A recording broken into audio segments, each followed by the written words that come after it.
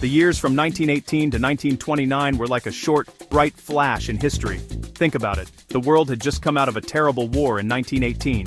Everyone was tired of sadness and loss. They were ready for something new, something exciting. They wanted to live life to the fullest. This period became known as the Roaring Twenties. It was a time of great change, big dreams, even bigger parties.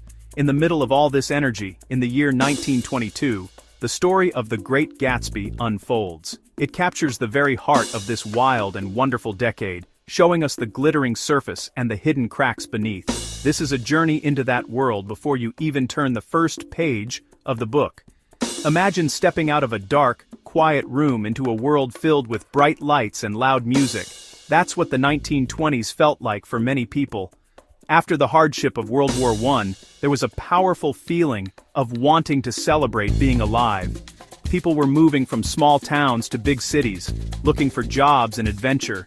New inventions were changing the way people lived every single day. Cars were becoming more common, allowing people to travel like never before. Radios brought news and music directly into homes, connecting the country. This was a time of incredible optimism, where it seemed like anything was possible if you just had enough nerve. This era was not just about new machines, it was about a new way of thinking. If the Roaring Twenties had a soundtrack, it would be jazz.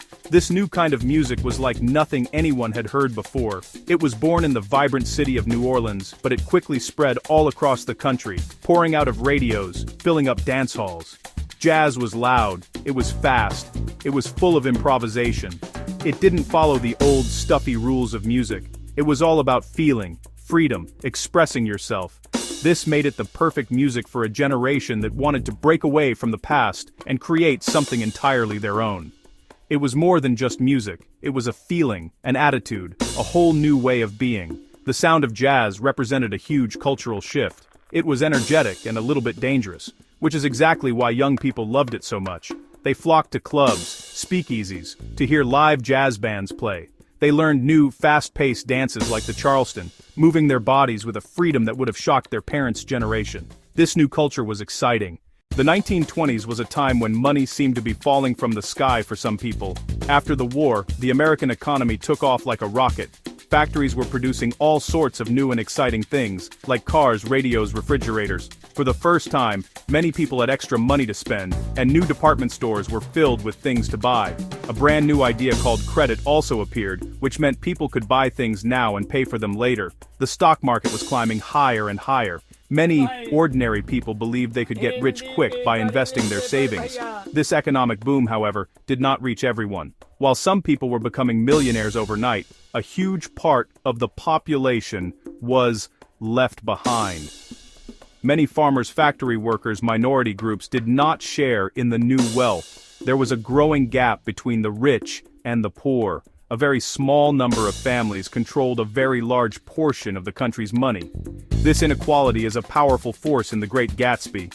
The book shows us a world of incredible luxury, with huge mansions, lavish parties, but it also gives us a glimpse of the poverty that exists in the shadows, reminding us that this glittering world was built on a very fragile foundation. The story shows this economic divide through the lives of its characters. Tom Buchanan is so rich that he and his wife, Daisy, drift around from place to place, looking for something to amuse them. They have so much money that they don't seem to know what to do with it. Their wealth is inherited, something they were simply born into.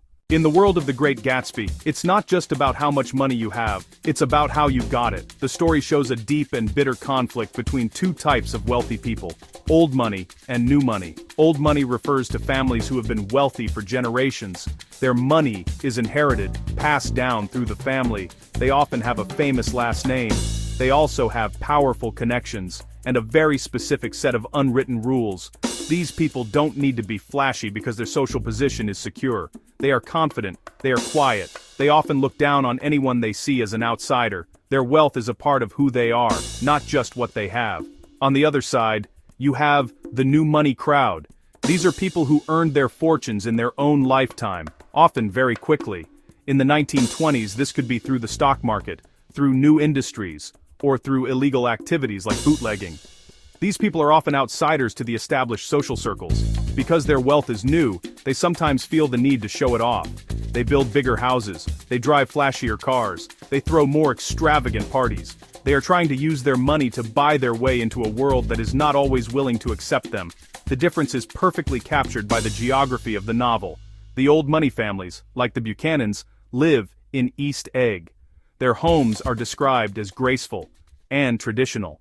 Imagine a time when it was illegal to buy a simple glass of beer or wine. That was the reality in America during the 1920s. A nationwide law called Prohibition. It made it illegal to manufacture alcoholic beverages. It made it illegal to sell alcoholic beverages. It made it illegal to transport alcoholic beverages. The goal was to reduce crime and improve the nation's health and morality. However, the law had the exact opposite effect.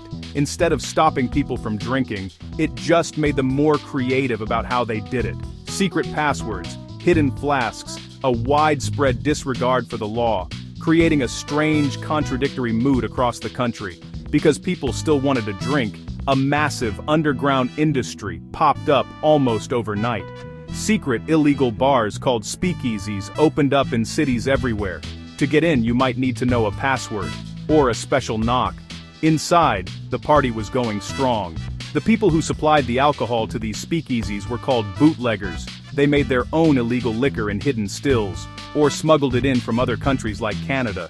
It was dangerous, but incredibly profitable. It led to the rise of powerful organized crime gangs fighting for control. In The Great Gatsby, the shadow of prohibition hangs over everything. You might notice that at Gatsby's huge parties, the guests are drinking freely. Champagne flows, cocktails served from a full bar. The world of The Great Gatsby is very small, but each place has a huge meaning. The story is set in and around New York City. The author divides the landscape into 4 key areas, and each one represents a different social class and a different way of life. Understanding this map is like having a secret key to the novel. The first 2 places are East Egg and West Egg. They are 2 peninsulas on Long Island, separated by a bay of water. They are both home to the extremely wealthy, but they are worlds apart in every other way. One is for the established, the other for the ambitious. East Egg is where the old money lives. This is the home of Daisy and Tom Buchanan. Their house is a cheerful red and white Georgian colonial mansion that overlooks the bay. It's elegant, traditional, and a little bit boring. The people who live in East Egg are confident in their social standing. Their world is graceful, but it is also cold and exclusive. West Egg, on the other hand, is the land of new money. This is where the narrator, Nick Carraway, rents a small house, and where Jay Gatsby lives in his gigantic, flashy mansion that looks like something out of a fairy tale. West Egg is less fashionable, but full of energy and ambition. Lying between the glittering eggs and the excitement of New York City is a desolate, gray place called the Valley of Ashes.